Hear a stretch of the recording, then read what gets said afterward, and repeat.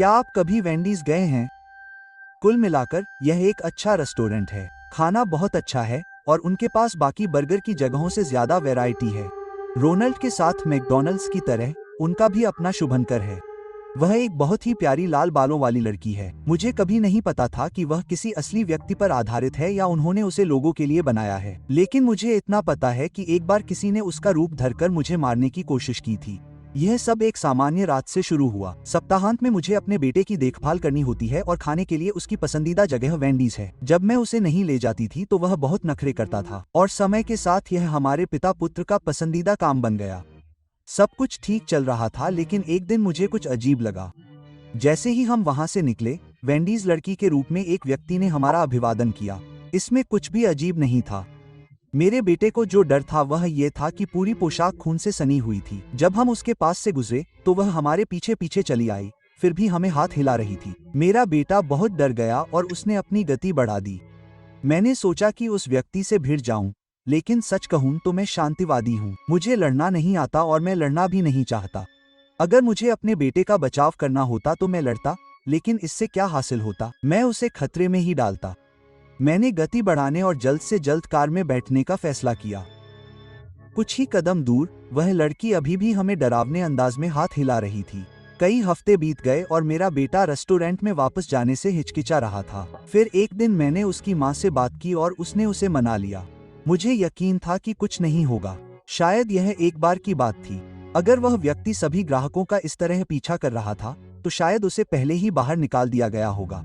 कई शंकाओं के साथ मेरा बेटा मेरे साथ रेस्टोरेंट गया। धीरे धीरे मैं देख सकता था कि कैसे चिंगारी वापस आ रही थी। उस अजनबी महिला का कोई पता नहीं था और वह अधिक से अधिक सहज महसूस करने लगा। हमने साथ में खाना खाते हुए एक अच्छी रात बिताई। ऐसा लग रहा था कि जो कुछ भी हुआ था वो एक बुरी और विचित्र याद बनकर अतीत में चला जाएगा। हम कार की तरफ बढ़े और पार्किंग खाली थी, लेकिन ये एक अच्छी बात थी क्योंकि उस समय हमारा पीछा करने वाला भी वहाँ नहीं था। हम कार में बैठे और मैंने उसे स्टार्ट किया, लेकिन उसी समय जिस चीज का मुझे सबसे ज्यादा डर था वो कार के सामने हुई और हमें आगे बढ़ने से रोक रही थी।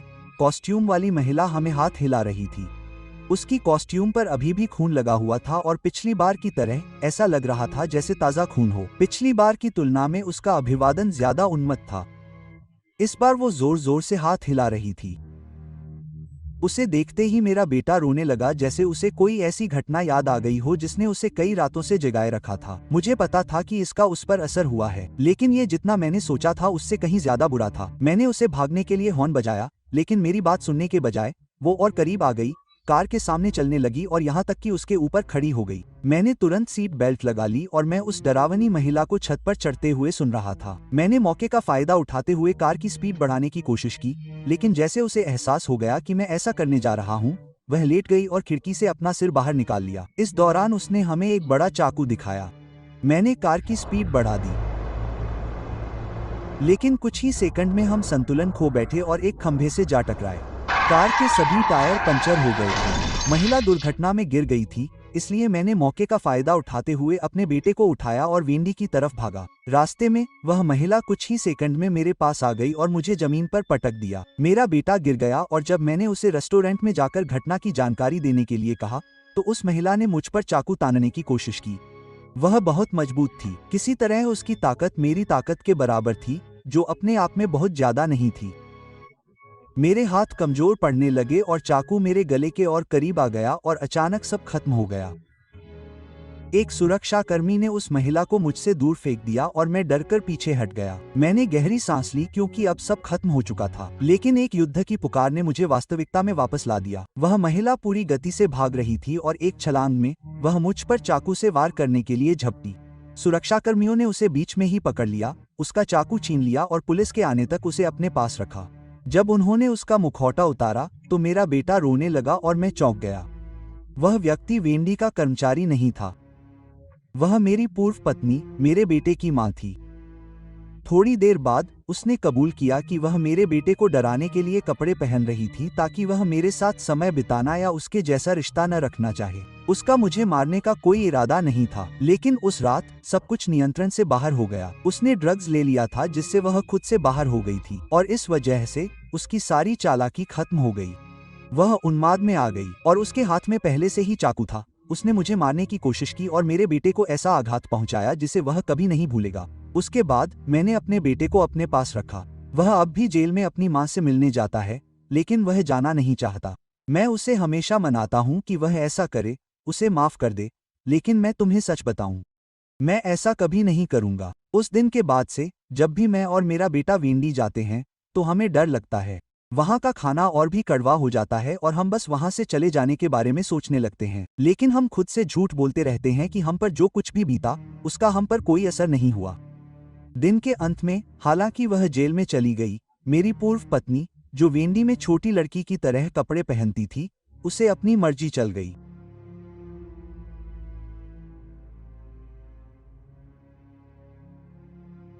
जब मैं टीनेजर्स था तब मेरी एक गर्लफ्रेंड थी जिसका नाम ओलिविया था। हालांकि वह भी टीनेजर्स ही थी, लेकिन वह कॉलेज में थी, मुझसे 2 साल बड़ी थी और बहुत ज्यादा मैच्योर थी। वह मेरे जीवन की सबसे अच्छी इंसान थी। हम एक ही मोहल्ले में रहते थे, साथ खेलते थे, उसके ग्रेजुएट होने तक एक ही स्कूल में पढ़ते थे और हमारे दोस्तों का ग्रुप भी एक जैसा था। इसलिए जब हम दोनों ने एक दूसरे को डेट करने की बात कही तो हमारे माता पिता को कोई आश्चर्य नहीं हुआ। वो 19 साल की थी और मैं 17 साल का था जब हम दोनों ने अपने लोकल वेंडीज में काम करने का फैसला किया। वो एक छोटा सा रेस्टोरेंट था और उस रेस्टोरेंट में ज्यादातर कॉलेज और हाई स्कूल के बच्चे आते थे। हम एक कार खरीदना चाहते थे ताकि मैं शहर से 4 मील दूर जाकर कम्युनिटी कॉलेज में उससे मिलने जा सकूं। हम दोनों ही कार होने और एक दूसरे से मिलने के लिए अपने माता पिता की कार उधार न लेने की संभावना को लेकर बहुत उत्साहित थे। हम अधिकतर सप्ताहांत में रेस्टोरेंट में देर तक काम करते थे और अक्सर रेस्टोरेंट बंद करने की पेशकश करते थे। इससे हमें एक दूसरे के साथ अधिक समय बिताने का मौका मिलता था। हालांकि ओलिविया मुझसे बड़ी थी, लेकिन वह एक छोटी कद काठी वाली लड़की थी, जबकि मैं 6 फीट लंबा फुटबॉल खिलाड़ी था। साथ ही 1 या 2 घंटे देर तक काम करने पर हमें अधिक पैसे मिलते थे, जिसका मतलब था कि गर्मियों की छुट्टी खत्म होने से पहले हम कार खरीदने के लिए अपने कलेक्शन में और पैसे जोड़ सकते थे। ओलिविया के साथ इतना समय बिताकर मैं बहुत खुश था। मुझे नहीं पता था कि उसके साथ मुझे बस इतना ही समय मिलने वाला है। उस छोटी उम्र में ही हमने अपनी पूरी जिंदगी साथ में प्लान कर ली थी। मैं उसके साथ कम्युनिटी कॉलेज में जाने के लिए उत्साहित था। हालांकि मैं अपनी खेल पृष्ठभूमि के कारण आईवी लीग कॉलेजों में आसानी से स्थान प्राप्त कर सकता था। हालांकि मैं उसके साथ रहना चाहता था, इसलिए मैंने कम्युनिटी कॉलेज जाने का फैसला किया। एक शाम जब हम हमेशा की तरह रेस्टोरेंट में काम कर रहे थे तो मेरे हाई स्कूल के कुछ दोस्त जल्दी से कुछ खाने के लिए आए। मैं कॉलेज में काफी लोकप्रिय था, इसलिए उन्होंने मेरा अभिवादन किया और अपना खाना ऑर्डर किया।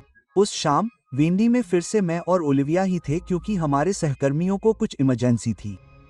जब मैं और ओलिविया अपने ऑर्डर तैयार कर रहे थे तब मेरे स्कूल के बच्चे एक बूथ में मस्ती कर रहे थे।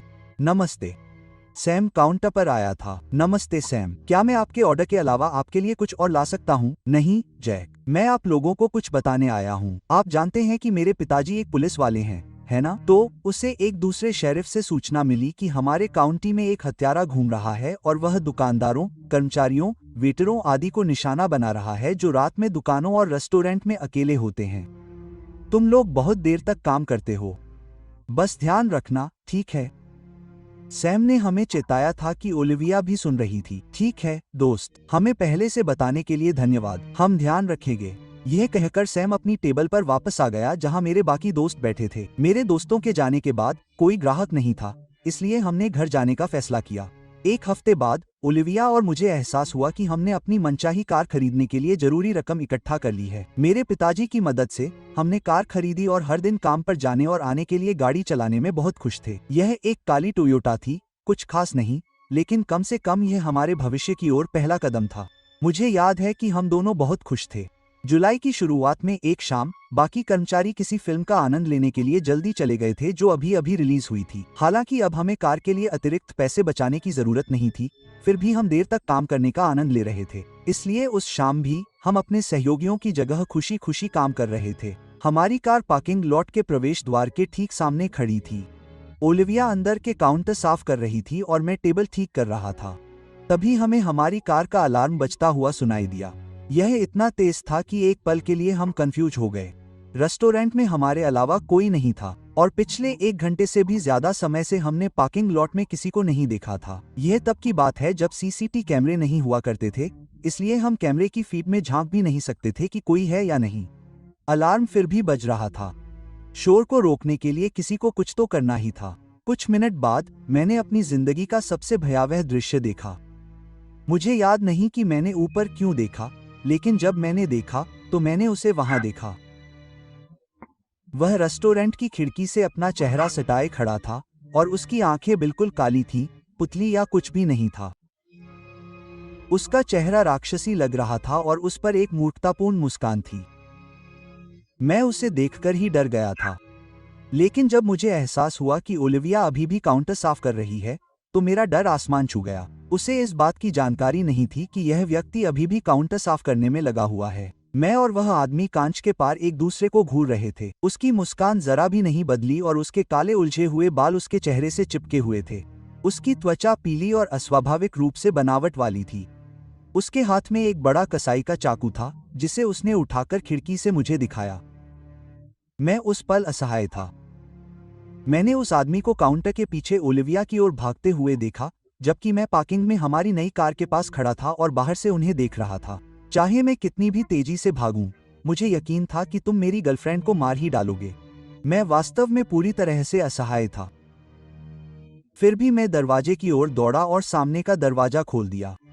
मैं काउंटर के पीछे कूद गया और देखा कि ओलिविया का बेजान शरीर खून से लथपथ था और उसकी गर्दन और धड़ पर चाकू के निशान थे। वह मर चुकी थी और चाकू उसके बगल में पड़ा था। मैं घुटनों के बल बैठ गया और उसके शरीर को अपने हाथ में लेकर सिसकने लगा। हालांकि मैंने एक बात नोटिस की कि हत्यारा कहीं नहीं था। रेस्टोरेंट में कोई पिछला दरवाजा नहीं था और कोई दूसरा रास्ता भी नहीं था, और वह निश्चित रूप से सामने वाले दरवाजे से बाहर नहीं निकला था। तो वह कहां गया? मुझे याद नहीं कि उसके बाद क्या हुआ, पुलिस वहां कैसे पहुंची और मैं अपनी गर्लफ्रेंड के बेजान खून से लथपथ शरीर को कितनी देर तक पकड़े रहा। अगली बात जो मुझे याद है वह ये थी कि जासूस ने कहा कि यह एक खुला और बंद मामला है क्योंकि मैं हत्यारा था। उन्हें हत्या के हथियार पर मेरे उंगलियों के निशान मिले थे, जबकि वास्तव में मैंने उसे कभी छुआ ही नहीं था। साथ ही काउंटर के पीछे मेरे और ओलिविया के अलावा उन्हें किसी और के पैरों के निशान नहीं मिले, जिससे यह निष्कर्ष निकला कि मैं हत्यारा था। मैंने उन्हें कितना भी समझाने की कोशिश की कि मैं हत्यारा नहीं हूं और एक आदमी ने ये किया है, किसी ने भी मेरी बात पर यकीन नहीं किया। न मेरे माता पिता, न पुलिस और न ही मेरे दोस्त।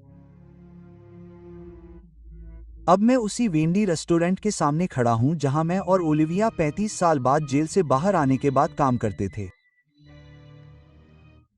आज तक मुझे उस काली आंखों वाले आदमी का सबूत नहीं मिल सका जिसने मेरी गर्लफ्रेंड को मार डाला और मेरी जिंदगी बर्बाद कर दी। क्या सच में मैंने ही उसे मारा था, या फिर कोई और आदमी या भूत था? आप लोगों का क्या ख्याल है?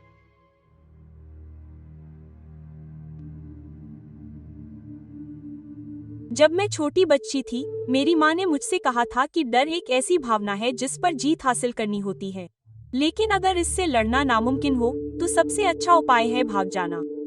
मुझे कभी समझ नहीं आया कि उनकी बात का क्या मतलब है, लेकिन 3 महीने पहले आखिरकार मैं एक डरावनी स्थिति में आ ही गई। लेकिन इससे पहले कि मैं आपको अपनी डरावनी कहानी सुनाऊं, मैं अपना परिचय देना चाहूंगी।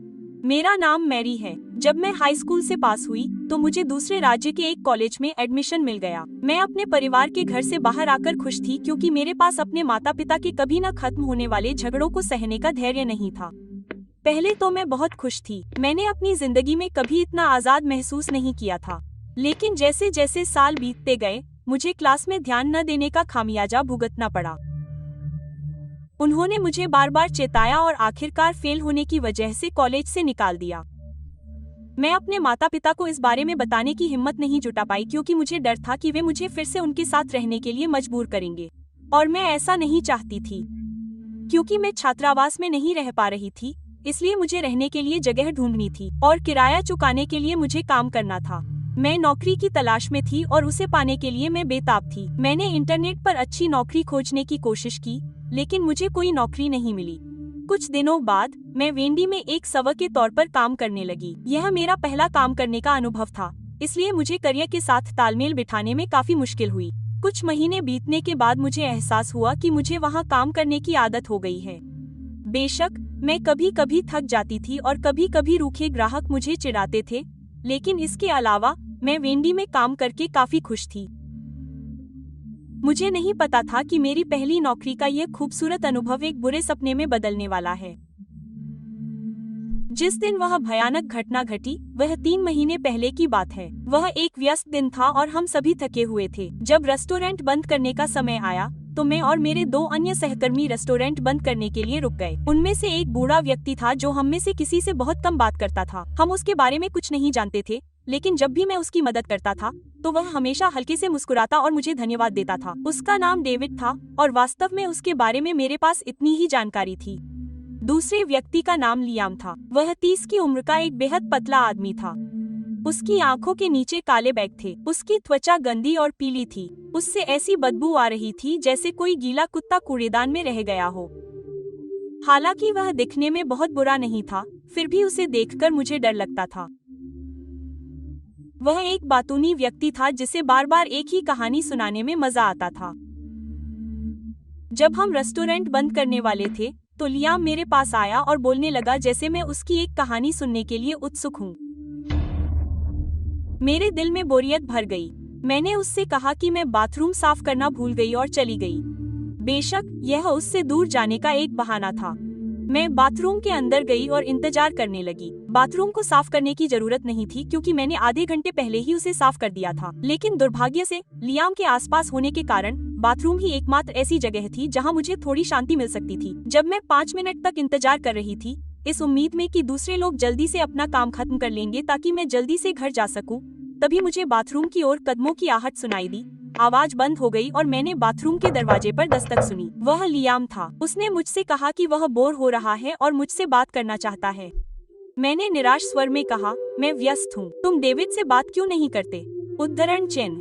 उसने जवाब देते हुए कहा कि वह मेरी हताशा को समझ नहीं पाया या उसकी परवाह नहीं की। हर कोई जानता है कि डेविड बातूनी किस्म का नहीं है। मैंने उससे बात करने की कोशिश की लेकिन तुरंत बोर हो गई। साथ ही मुझे आपसे बातचीत करना बहुत पसंद है।